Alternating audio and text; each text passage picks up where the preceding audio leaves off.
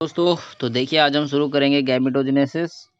तो ये सारे टर्म तो हम पहले डिस्कस कर लिए। Gametogenesis means formation of gametes.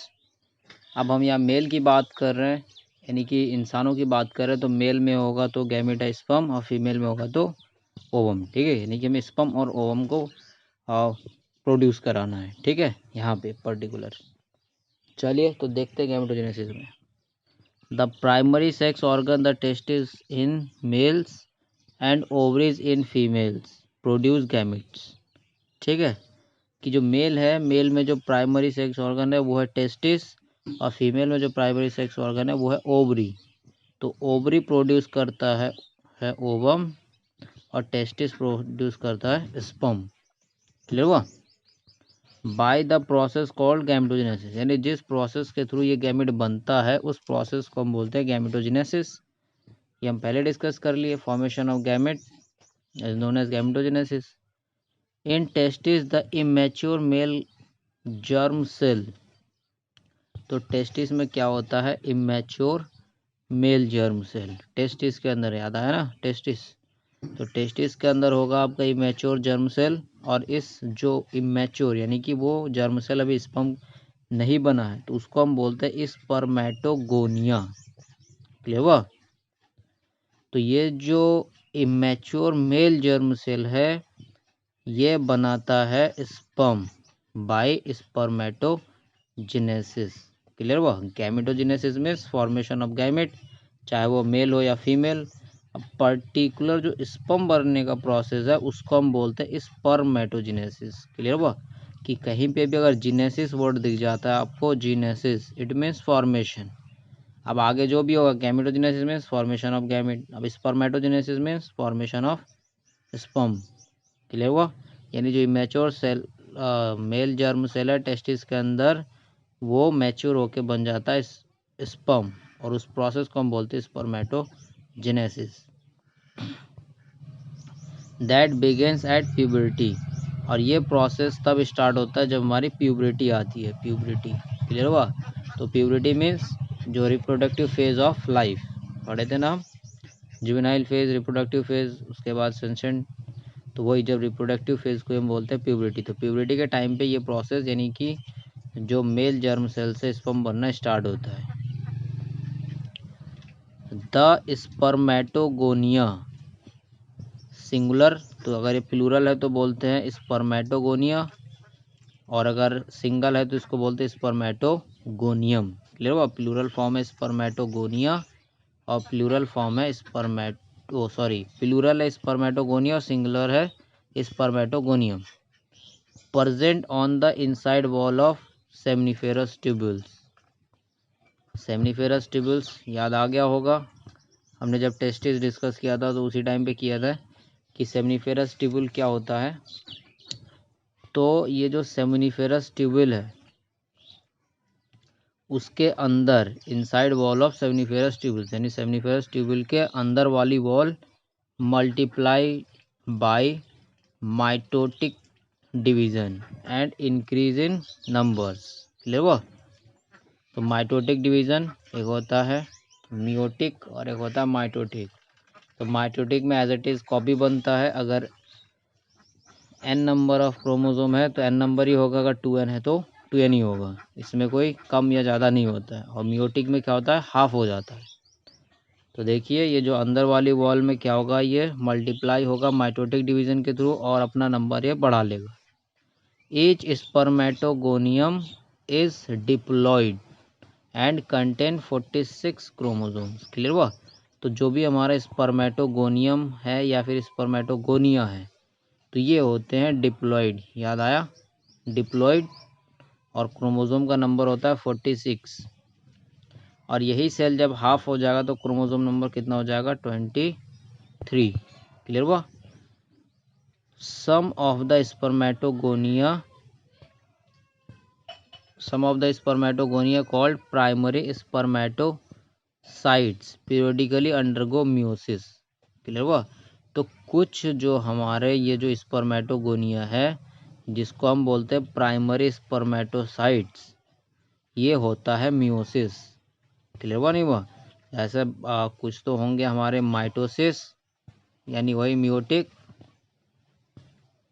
और हमारे कुछ करेंगे मियोसिस। क्लियर हुआ? कुछ सेल तो पहले माइटोटिक करके अपना नंबर बढ़ा लेंगे, फिर उसमें से कुछ करेंगे मियोसिस यानी रिडक्शन डिवीजन। क्यों? क्योंकि स्पर्म में कितना चाहिए, हमारे पास है 46, लेकिन स्पर्म में कितना चाहिए 23। तो 23 के लिए क्या करना पड़ेगा, रिडक्शन।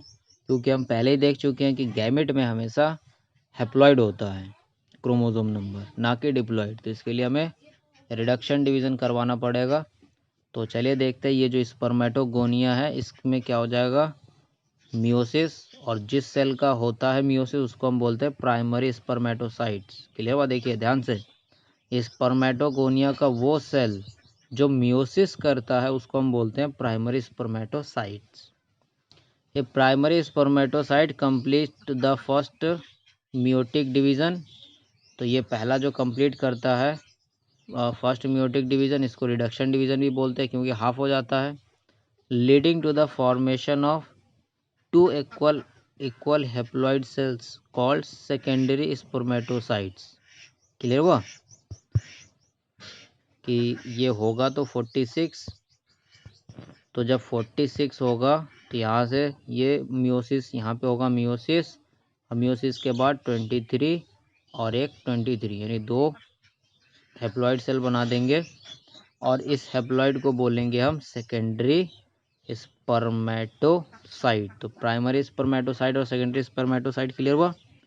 प्राइमरी मीन्स वो स्पर्मेटोगोनिया जो कि मियोसिस करेगा, और मियोसिस करने के बाद जो सेल बनेगा उसको हम बोलेंगे सेकेंडरी स्पर्मेटोसाइट।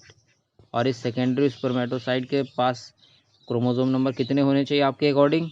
अगर मियोसिस हो रहा है 46 है तो इसका मतलब 23 होना चाहिए। तो ये देखिए 23 क्रोमोसोम्स ईच। तो जो भी हमारे बनेंगे सेकेंडरी स्पर्मेटोसाइट उसमें 23 क्रोमोसोम होंगे। The secondary spermatocyte undergo the second meiotic division to produce 4 equal haploid spermatids। तो ये जो सेकेंडरी बना, ये सेकेंडरी सेकेंड मियोटिक करेगा। ठीक है, ये सेल डिवीज़न वाले चैप्टर अगर आपने पढ़ा होगा तो वहाँ से समझ में आ रहा होगा, फर्स्ट मियोटिक सेकेंड मियोटिक। तो सेकेंड मियोटिक जैसे ही करेगा तो करने के बाद याद है ना 2 बने थे हमारे 23 के, तो यहाँ से इसके फिर से 2 इसके बनेंगे, फिर 2 इसके बनेंगे, तो हमारे पास 4 बन जाएंगे स्पर्माटाइड्स। ध्यान दीजिएगा, सबसे पहले वाले को बोलेंगे प्राइमरी स्पर्मेटोसाइट, उससे जो रिडक्शन होके बनेगा 2 उसको बोलेंगे हम सेकेंडरी स्पर्मेटोसाइट। फिर उसके बाद उससे 4 बनेंगे, वो भी हैप्लॉइड ही बनेंगे, मतलब 2 हैप्लॉइड से फिर 4 हैप्लॉइड बनेंगे, और उसको हम बोलेंगे स्पर्माटाइड्स। और इसको देखने के लिए आपको फिगर 3.5 देखना पड़ेगा। तो यहाँ डायग्राम में आप देख सकते हैं कि जो सेमिनिफेरस ट्यूब्यूल है उसको बड़ा करके दिखाया हुआ है, उसके अंदर की व्यू। याद है ना, टेस्टिस के अंदर लोब्यूल था, फिर लोब्यूल के अंदर था हमारा सेमिनिफेरस ट्यूब्यूल। तो सेमिनिफेरस ट्यूब्यूल को यहाँ पे दिखा रखा है। तो ध्यान से देखिए, ये तो हो गया आपके spermatogonium.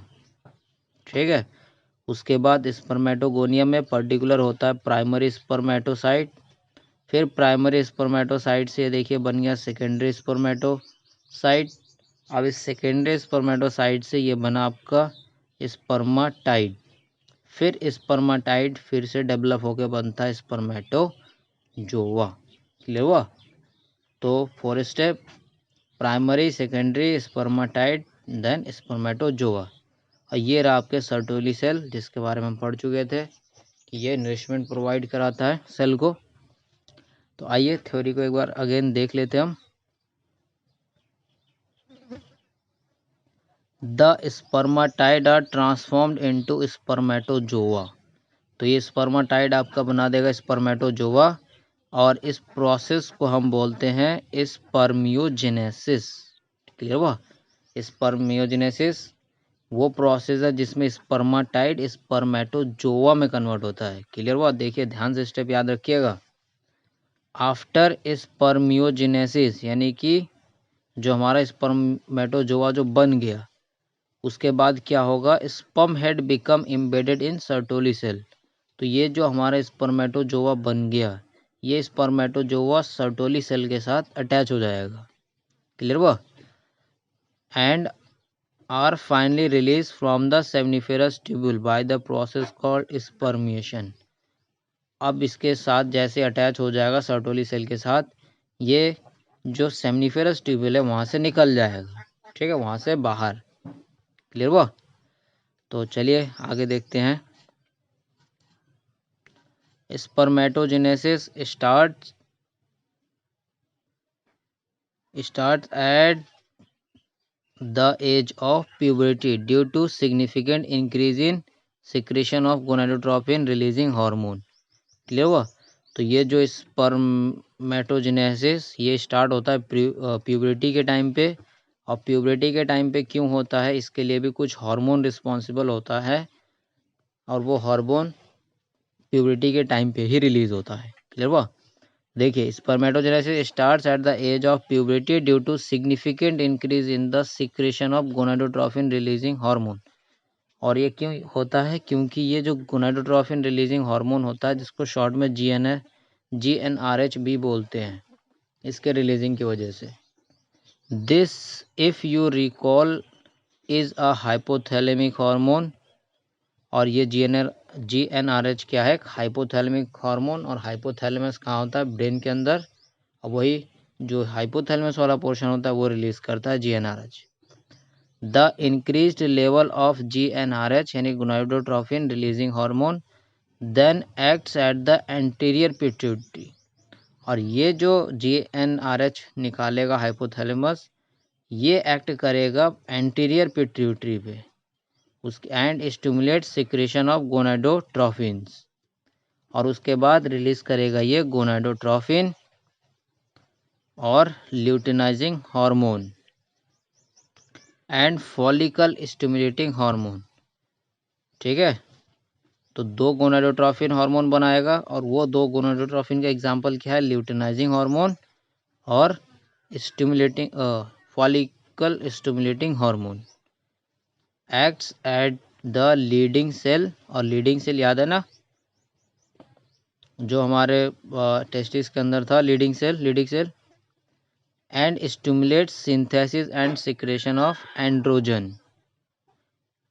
Androgen in turn stimulate the process of spermatogenesis. Process clear हुआ? देखिए, थोड़ा खिचड़ी पक गया होगा, ध्यान से देखिए।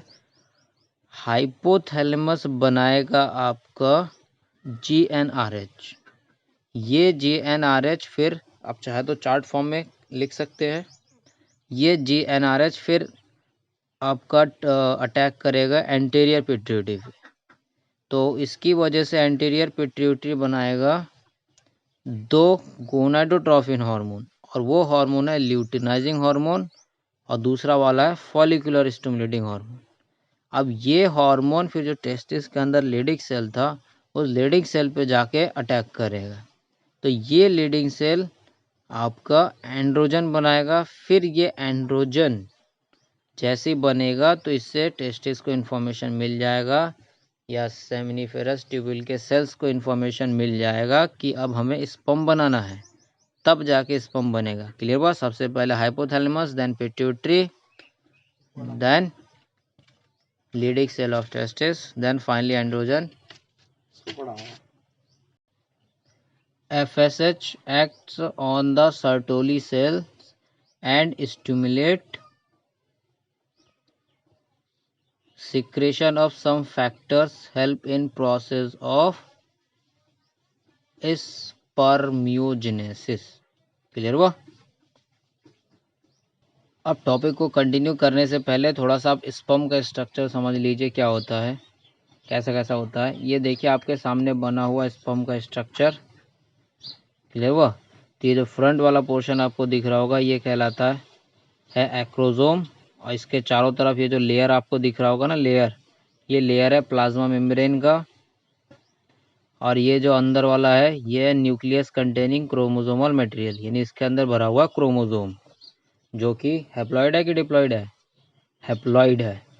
और ये जो आप देख रहे हैं यहाँ पे ये वाला पोर्शन है इसका नेक, और यहाँ से यहाँ तक कहलाता है मिडिल पीस, और ये बीच में होता है माइटोकॉन्ड्रिया, ताकि इसको नरिशमेंट मिलता रहे।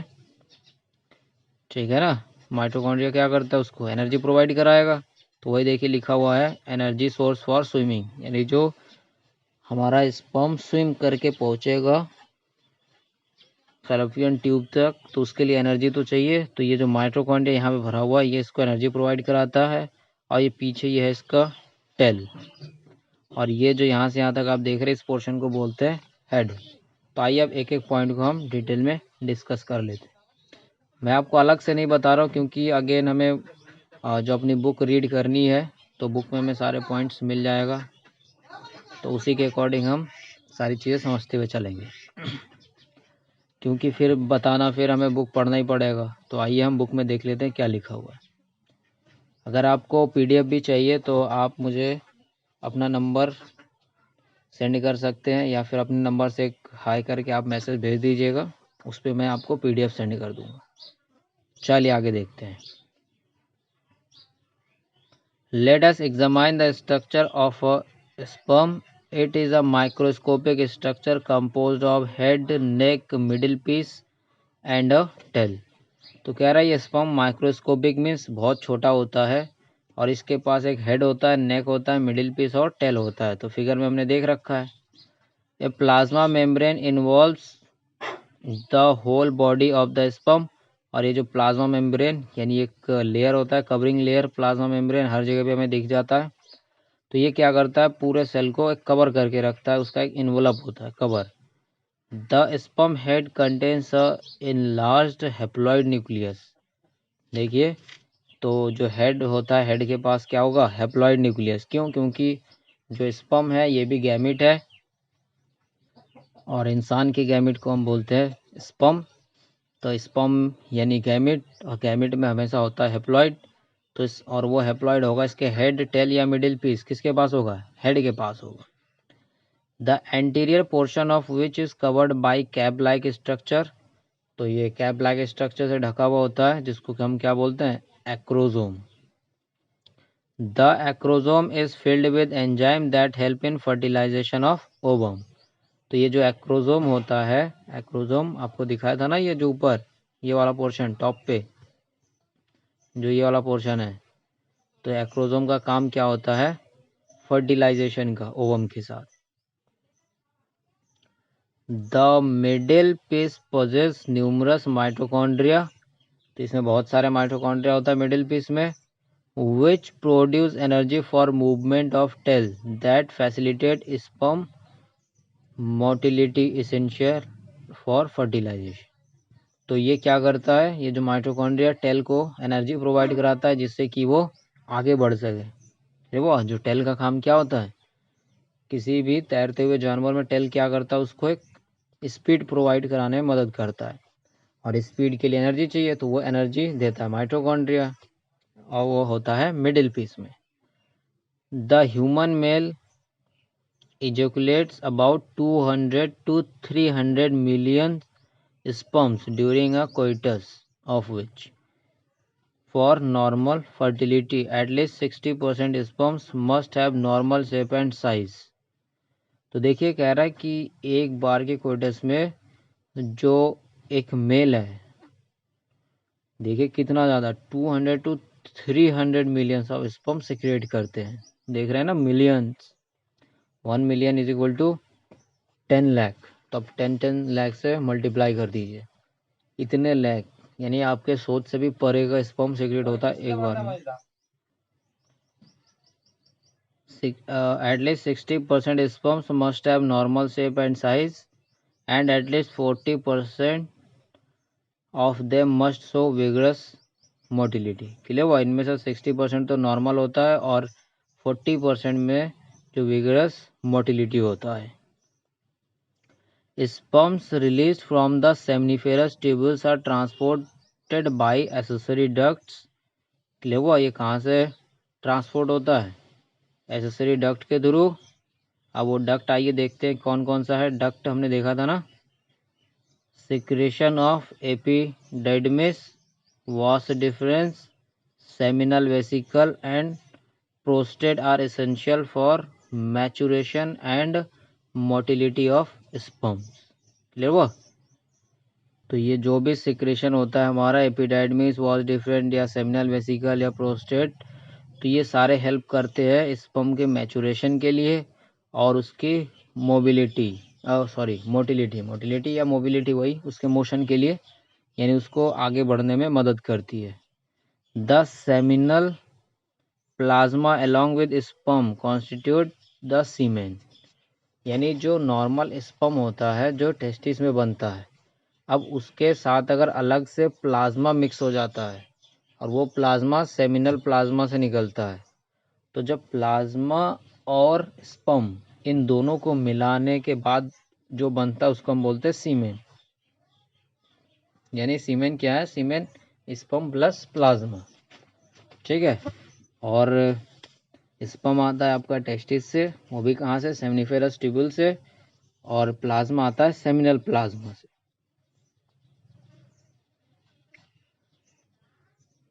The function of male sex accessory ducts and glands are maintained by testicular hormone androgen.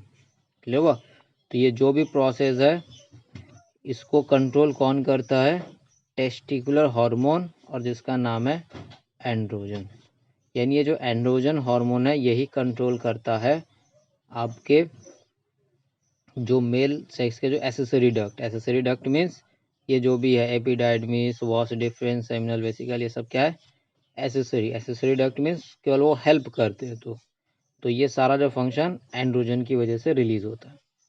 तो आज के लिए इतना ही, फिर हम मिलेंगे नेक्स्ट टॉपिक में, दैट इज वूजेनेसिस, मतलब फॉर्मेशन ऑफ ओवम। तो आज हमारा टॉपिक था फॉर्मेशन ऑफ स्पर्म। तो यहाँ तक हमने देखा स्पर्म हमारा तैयार हो गया। अब इसको समझने के लिए आप समझ सकते हैं, एक डायग्राम दे रखा है शॉर्ट में नीचे, ये देख सकते हैं आपके सामने। तो ये आप देख सकते हैं, ये देखिए स्पर्मेटोगोनिया, फिर स्पर्मेटोगोनिया से बनेगा प्राइमरी स्पर्मेटोसाइट, फिर सेकेंडरी स्पर्मेटोसाइट, देन स्पर्मेटाइट्स, उसके बाद स्पर्मेटोजोआ। क्लियर हुआ? तो यहाँ इसमें क्या होता है, ये स्पर्मेटोगोनिया में होता है आपका 46, फिर यहाँ से ये डिवीज़न हुआ, फिर यहाँ से देखिए 23, फिर ये भी 23, ये भी 23।